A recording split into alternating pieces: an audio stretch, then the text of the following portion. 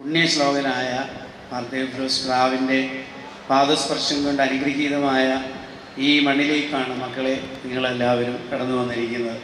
അപ്പോൾ അതുകൊണ്ട് നിങ്ങളെല്ലാവരെയും ഞങ്ങൾ സ്നേഹത്തോട് കൂട്ടാനായിട്ട് ഇവിടെ താമസിച്ച് കഴിഞ്ഞ് സത്യത്തിൽ മുണ്ടൻമലയിൽ നിന്ന് പടിയിറങ്ങുന്ന മാറിവാനൂസ് പ്രാവിന് മുമ്പ് തന്നെ പടിയിറങ്ങിയ ഒരുവനാണ് തേഫ്ലോസ് പ്രാവ്.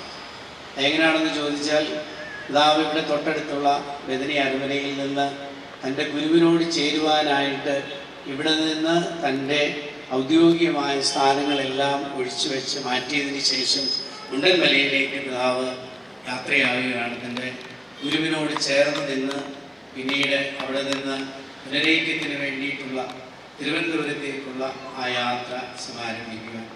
അപ്പോൾ സത്യത്തിൽ ഈ ഒരു അനുഗ്രഹം നിങ്ങൾക്ക് എല്ലാവർക്കും സമൃദ്ധമായി ഉണ്ടാകുവാൻ ഞാൻ പ്രാർത്ഥിക്കുകയാണ്.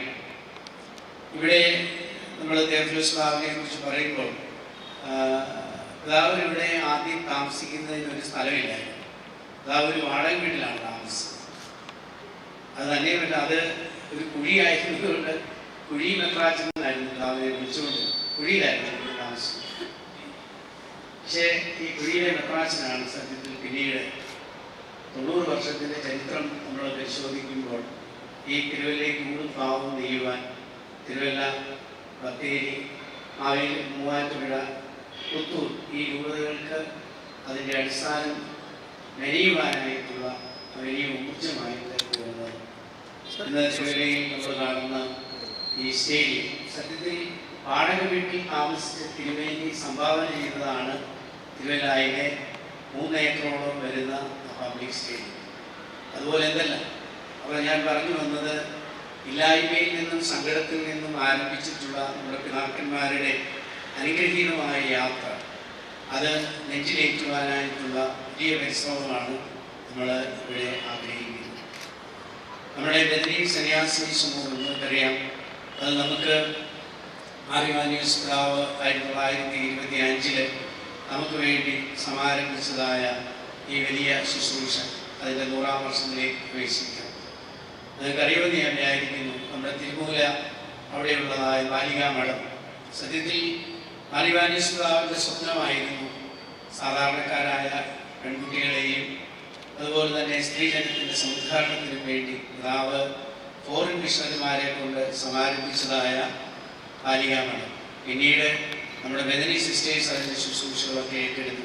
അങ്ങനെ അതിനോട് ചേർന്ന് തന്നെ നമ്മുടെ ബദനി മഠം അവിടെ ആരംഭിക്കുന്നു. പിന്നീട് നമുക്കറിയാം, തിരുവനന്തപുരത്തേക്ക് നമ്മൾ പോകുന്നതും അവിടെ അനുഗ്രഹീതമായിട്ട് ആ ഒരു ശുശ്രൂഷ തുടർന്ന് ഇന്ന് നമുക്ക് ഈ ഇത്രയും പ്രോവിൻസും ഏതാണ്ട് 1000-ഓളം സിസ്റ്റേഴ്സുള്ള ഒരു അനുഗ്രഹീതമായ ശുശ്രൂഷയായിട്ട് തീരുന്നു. എന്നെ സംബന്ധിച്ചിടത്തോളം ബദനി സിസ്റ്റേഴ്സ് എൻ്റെ വ്യക്തിപരമായ രൂപീകരണത്തിന് ഏറ്റവും കൂടുതൽ സ്വാധീനം ചെയ്തിട്ടുള്ള സിസ്റ്റേഴ്സാണ്.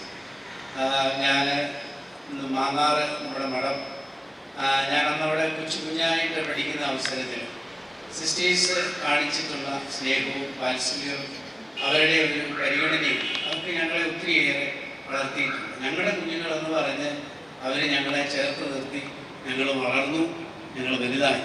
അപ്പോൾ അതുകൊണ്ട് ബദനി എന്ന് പറയുന്നത് സത്യത്തിൽ നമ്മുടെയൊക്കെ ഭവനത്തിൻ്റെ ഭാഗം തന്നെയാണ്.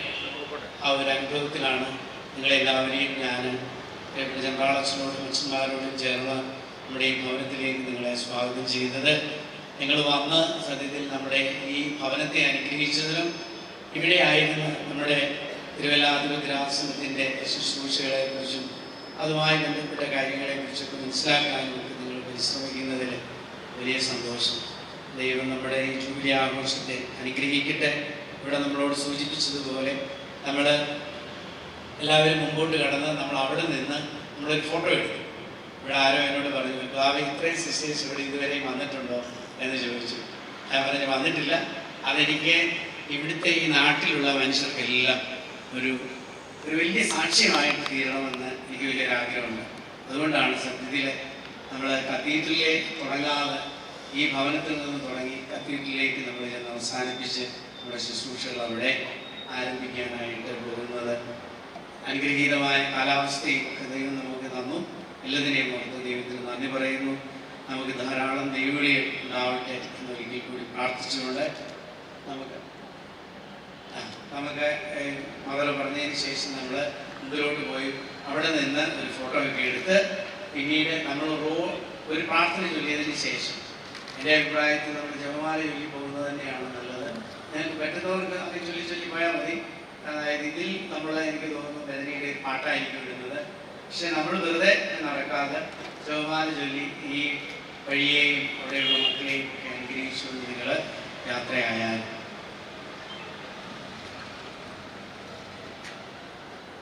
അഭിനന്ദനായ തോമസ് മാർ കൂറിലോസ് പിതാവേ, വലിയ ബഹുമാനപ്പെട്ട ഐസക് പറപ്പള്ളിയച്ചൻ, പ്രിയപ്പെട്ട അച്ഛന്മാരെ, സ്നേഹമുള്ള മദേഴ്സ്, സിസ്റ്റേഴ്സ്,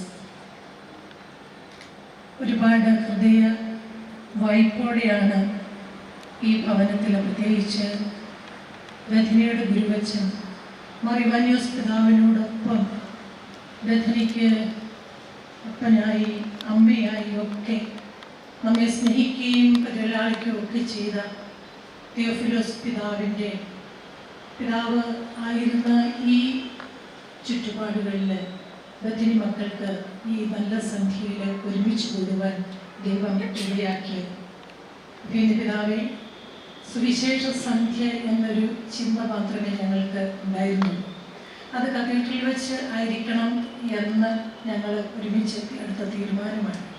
പക്ഷേ ദൈവത്തിൻ്റെ പരിശുദ്ധാത്മാവിൻ്റെ ഇടപെടലും ദൈവത്തിൻ്റെ പരിശുദ്ധാത്മാവിൻ്റെ പ്രവർത്തനവും ബഥനി ആദ്യകാലം മുതൽ ആദ്യ നാളുകൾ മുതൽ അനുഭവിച്ചുകൊണ്ടേയിരിക്കുന്നു.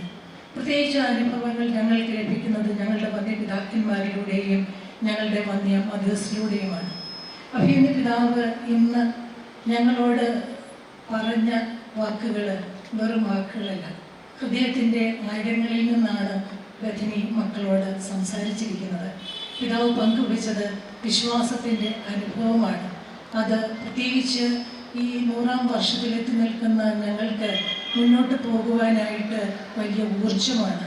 പിതാവ് ഞങ്ങളെ ഇവിടെ സ്വീകരിച്ചു. ബഹുമാനപ്പെട്ട വികാസ് ജനറൽ അച്ഛനും അതുപോലെ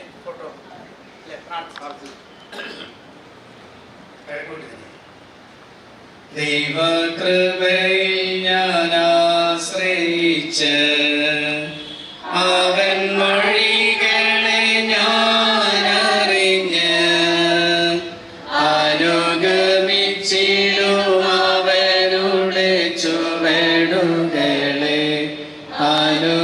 അനുഗമിച്ചിടും അവരുടെ ചുവടുകളെ.